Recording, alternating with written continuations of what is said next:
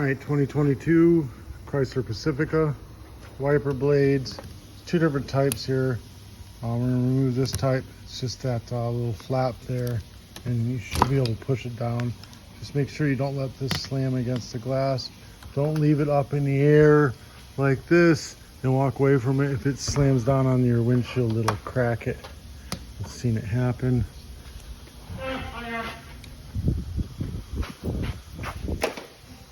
And then 20-inch blade. This is a different style. I'll show you this one. Let me open it up. So if this style blade's on there, you have a little tab right here that you have to pull to make it slide out.